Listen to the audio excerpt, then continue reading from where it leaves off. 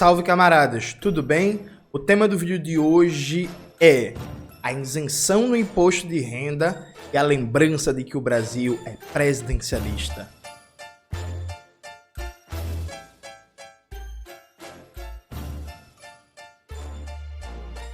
Antes de começar propriamente o tema do vídeo do canal, quero muito agradecer a você que ajuda a manter e melhorar nosso canal a partir do Apoia-se. Seu apoio é fundamental e indispensável para a gente continuar o nosso trabalho. Se preferir o Pix, está aparecendo aqui como QR Code na tela do vídeo. E aí, sem o seu apoio, a gente não consegue manter e ampliar o nosso Farol Brasil, portal da esquerda, da classe trabalhadora brasileira. Camaradas, note, estou gravando esse vídeo na terça-feira de madrugada, né? E aí, hoje, terça-feira, o presidente Luiz Inácio Lula da Silva apresentou o projeto de lei para isentar, né, do imposto de renda quem ganha até R$5.000. Em paralelo a isso, o governo vai fazer uma tributação dos super ricos, aqueles com renda mensal superior a R$50.000, o equivalente a R$600.000 por ano. E tem uma tabela de alíquota na proposta, que é uma alíquota bem moderada, né? Então quem tem renda anual de 600 a 750 mil reais vai pagar uma alíquota de 2,5%. Quem tem renda anual entre 750 mil a 900 mil, uma alíquota de 5%. Quem tem renda anual de 900 mil a 1 milhão, 7,5%. E quem tem renda anual de 1 milhão, 0,5 milhões até 1,2 milhões, a alíquota de 10%, né?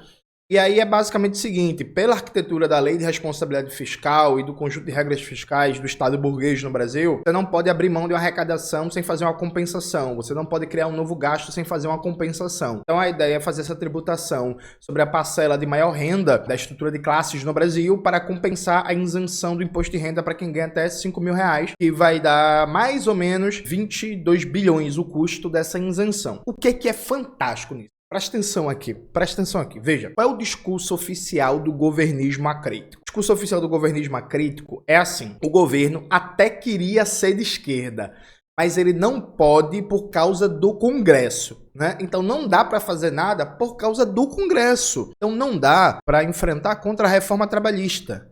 Não dá para enfrentar a contra-reforma da Previdência. Não dá para tomar de volta as refinarias privatizadas da Petrobras. Não dá para tomar de volta a Eletrobras.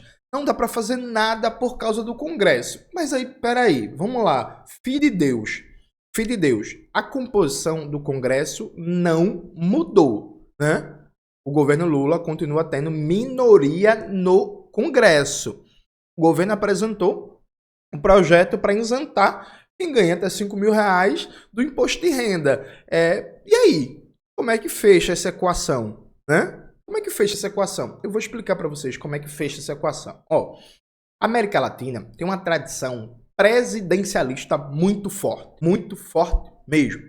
Na América Latina é comum ou a presidenta exercer um papel não só do governante, mas exercer o papel de um propagandista, de um formulador de ideias, de um difundidor de um programa político, de uma leitura da história nacional. O presidente é também um grande agitador cultural, político e ideológico. É muito comum no presidencialismo latino-americano, inclusive a partir da presidência, se formar correntes político-ideológicas.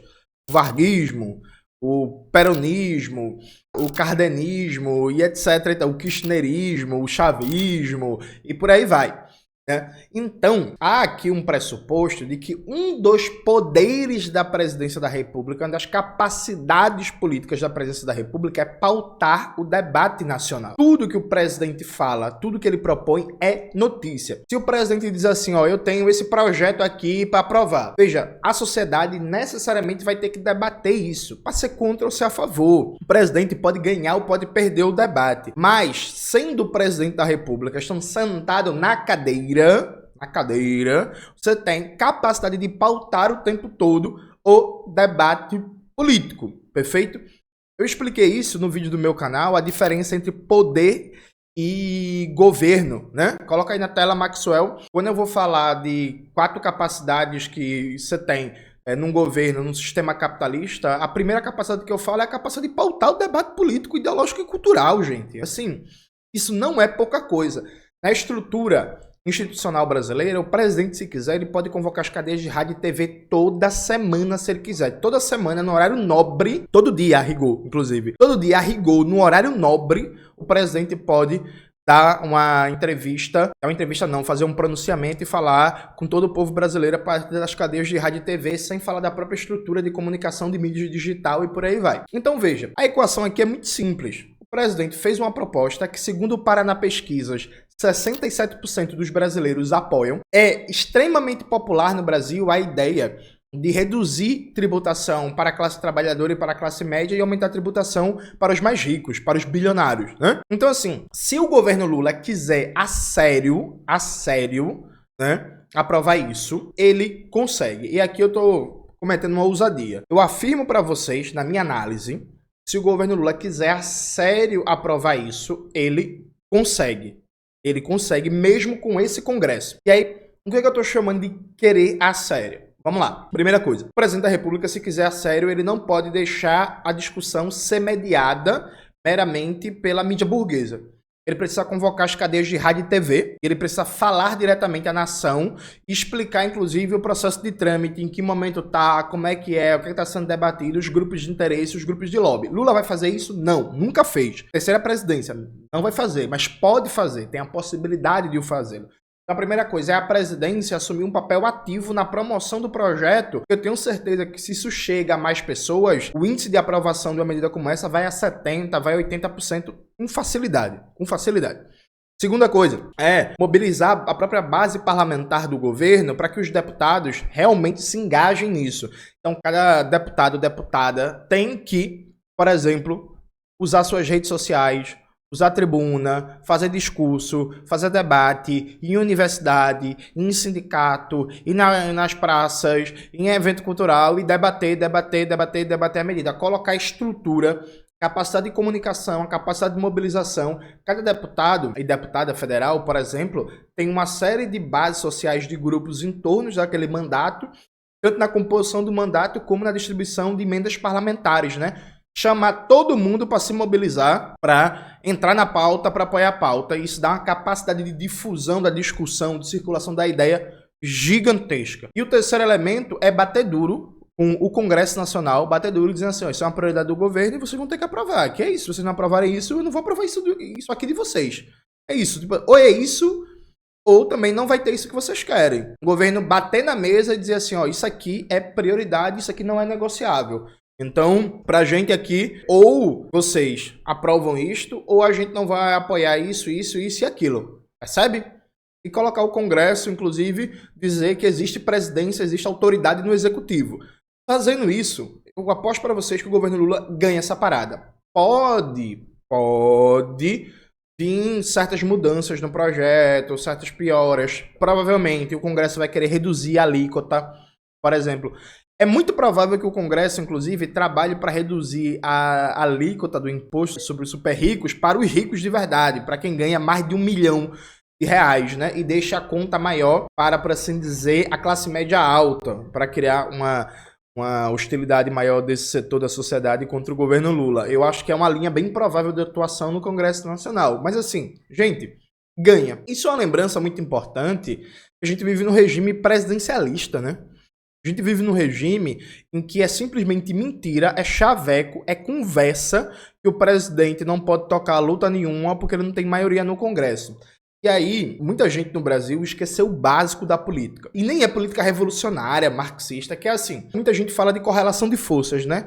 Mas as pessoas esqueceram o que é o acúmulo de forças. Então, por exemplo, se o presidente da República pauta um conjunto de reformas de recompor direitos trabalhistas, recompor a Previdência Social, tomar de volta a Eletrobras, reduzir a jornada de trabalho, acabar com a escala 6x1 e por aí vai, pode ser que ele não seja vitorioso. Acontece.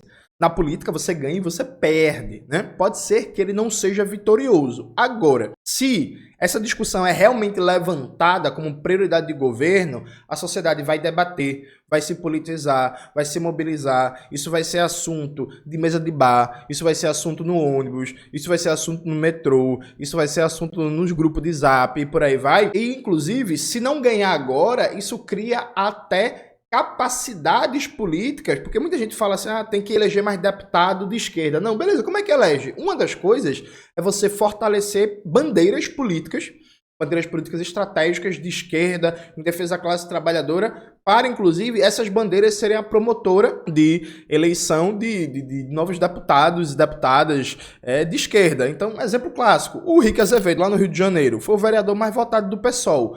Não estou desprezando a estrutura do PSOL. Eu sei que o PSOL no Rio de Janeiro é grande, é um partido eleitoralmente forte, etc, etc. Dito isto, o Rick era um cara de movimento de massas, que não tinha uma gigantesca estrutura por trás dele, no entorno dele, para justificar ele ser o vereador mais bem votado do PSOL na cidade do Rio. O que garantiu o Rick ser o vereador mais bem votado foi a força da pauta. Ele encarnou a pauta do fim da escala 6x1 e ele foi o cara mais bem votado. Então você fortalece a pauta, ela não pode ganhar agora, mas a partir do momento que uma ideia está mais forte no âmbito da sociedade e se impulsiona, dentre outras coisas, possibilidades eleitorais maiores. Perfeito? Então, assim, uma das grandes características do governo Lula é que o governo Lula simplesmente escolhe não pautar o debate político à esquerda porque o compromisso do governo é neoliberal.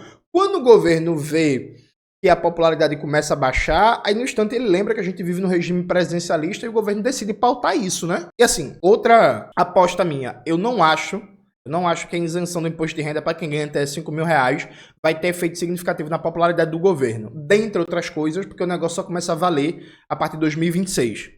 Então, não acho que vai ter efeito significativo na popularidade do governo. Presta atenção, viu?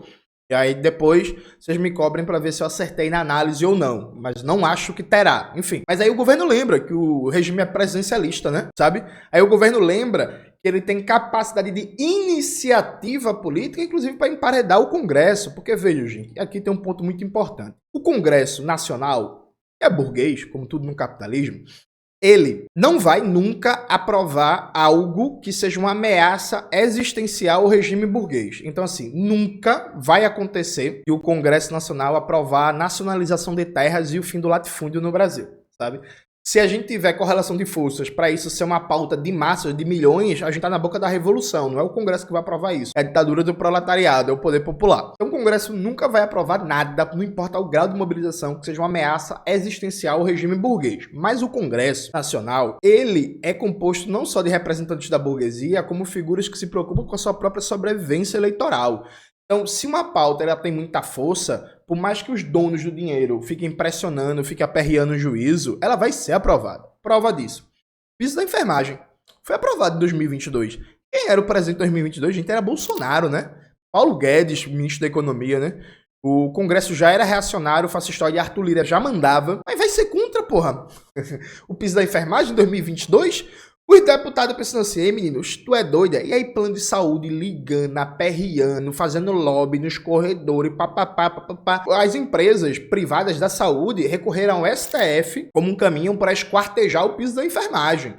E aí o STF, né, não é eleito, não tem controle eleitoral nenhum, não é aquele negócio lá. E aí as empresas foram usar o STF como mecanismos de ataque ao piso da enfermagem, né? O piso salarial da enfermagem. Mas assim, no Congresso eles perderam.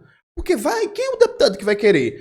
Quando se cria um consenso, que é isso, o cara, tipo assim, o deputado olha assim e pensa, bicho, se eu ficar contra, eu vou perder muito voto. Se eu ficar contra, isso pode ameaçar minha força eleitoral, isso pode ameaçar minha reeleição, isso pode ameaçar o fortalecimento político dos meus parceiros, que eu quero eleger vereador, que eu quero reeleger, que eu quero eleger prefeito, eleger deputado estadual e tal. Quando os caras veem isso, eles sentem e tremem mesmo, e é isso, e o negócio é aprovado. E a gente tem vários exemplos disso, tanto históricos como exemplos recentes, né? Durante o governo Bolsonaro, as pessoas esquecem que foi aprovado o novo Fundeb. Durante o governo Bolsonaro, foi aprovado o piso da enfermagem. Durante o governo Bolsonaro, com o governo contra, inclusive, foi pressão, foi aprovado o auxílio emergencial de R$600. Tá ligado?